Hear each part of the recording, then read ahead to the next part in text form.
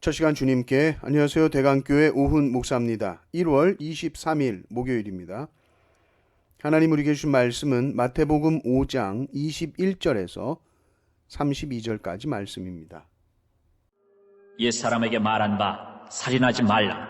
누구든지 살인하면 심판을 받게 되리라 하였다는 것을 너희가 들었으나 나는 너희에게 이르노니 형제에게 노하는 자마다 심판을 받게 되고 형제를 대하여 나가라 하는 자는 공회에 잡혀가게 되고 미련한 놈이라 하는 자는 지옥불에 들어가게 되리라. 그러므로 예물을 제단에 드리려다가 거기서 내 형제에게 원망 들을 만한 일이 있는 것이 생각나거든 예물을 제단 앞에 두고 먼저 가서 형제와 화목하고 그 후에 와서 예물을 드리라. 너를 고발하는 자와 함께 길에 있을 때에 급히 사화하라.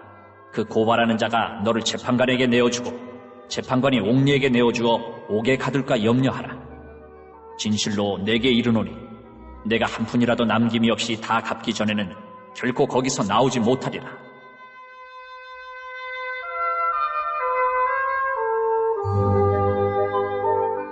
또 간음하지 말라 하였다는 것을 너희가 들었으나 나는 너희에게 이르노니 음욕을 품고 여자를 보는 자마다 마음에 이미 간음하였느니라. 만일 내 오른눈이 너로 실족하게 하거든 빼어내버리라. 내 백체 중 하나가 없어지고 온몸이 지옥에 던져지지 않는 것이 유익하며 또한 만일 내 오른손이 너로 실족하게 하거든 찍어내버리라. 내 백체 중 하나가 없어지고 온몸이 지옥에 던져지지 않는 것이 유익하니라.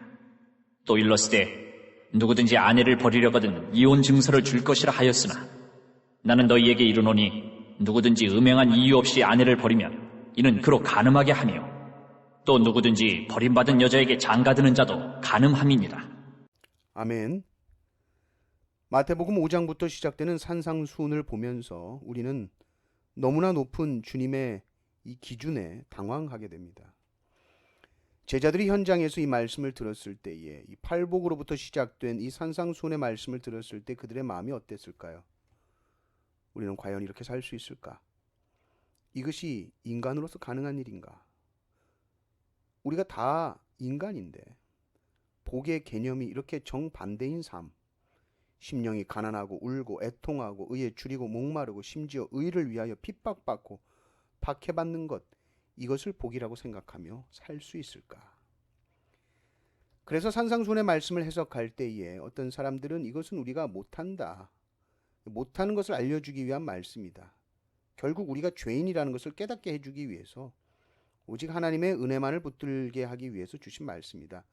물론 맞는 말씀이죠. 그러나 우리는 주님께서 당신의 제자들에게 말씀하실 때 단지 죄인임을 깨달으라고 할 수도 없는 일을 이렇게 구체적으로 친절하게 일일이 말씀하셨을까요? 우리는 예수님께서 이 땅 가운데 오심으로 하나님의 나라가 이미 시작됐음을 우리는 꼭 믿어야 됩니다. 천국이 왔다.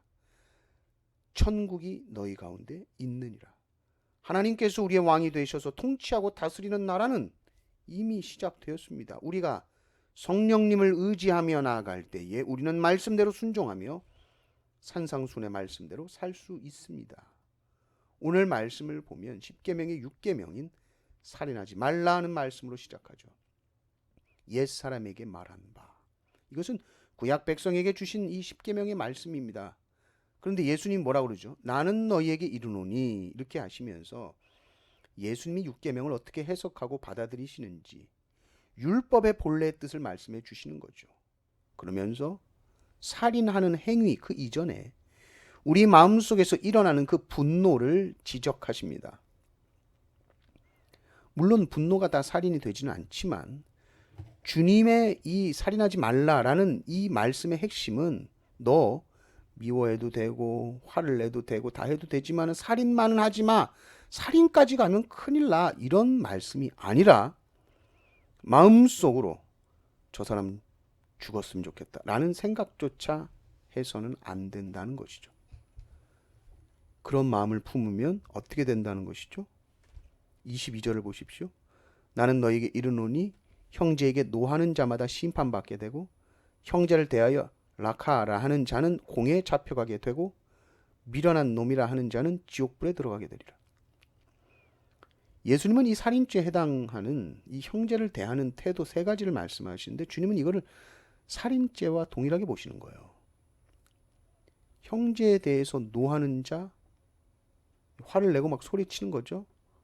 또 라가라 하는 자, 라가는 라카라는 말입니다. 라카, 멍텅구리, 바보 이런 말.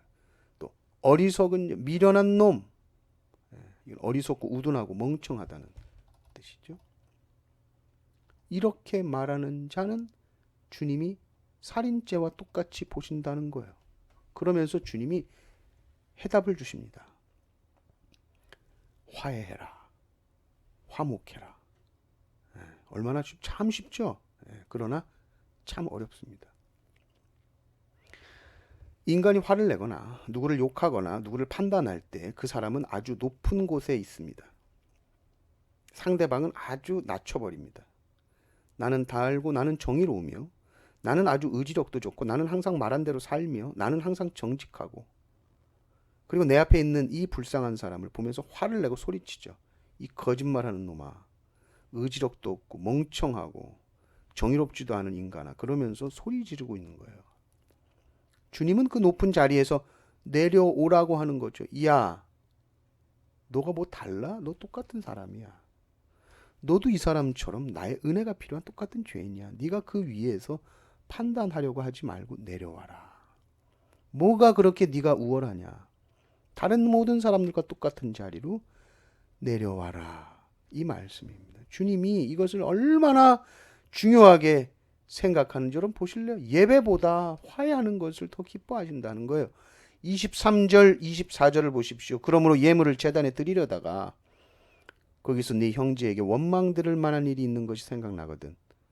예물을 제단 앞에 두고 먼저 가서 형제와 화목하고 그 후에 와서 예물을 드리라.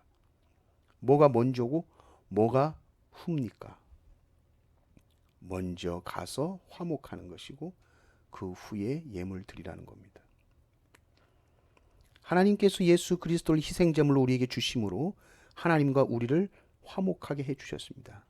이것을 감사하며 우리는 예배합니다. 그런데 그 희생이 무색하게도 형제들이 서로 화내고 어리석다고 미련하다 싸우고는 화해하지 않은 채 예배당에 앉아 있다면 하나님께서는 아주 괴로우실 겁니다. 오히려 서로 무릎 꿇고 서로 잘못을 빌고 서로 울고 부둥켜 안고 있는 그 현장이 주님께는 더욱더 참된 예배의 장소일 수 있다는 것이죠. 주님은 우리의 마음을 보십니다. 그것도 아주 환하게 보십니다. 그 하나님 앞에서 우리의 마음을 정결하게 합시다.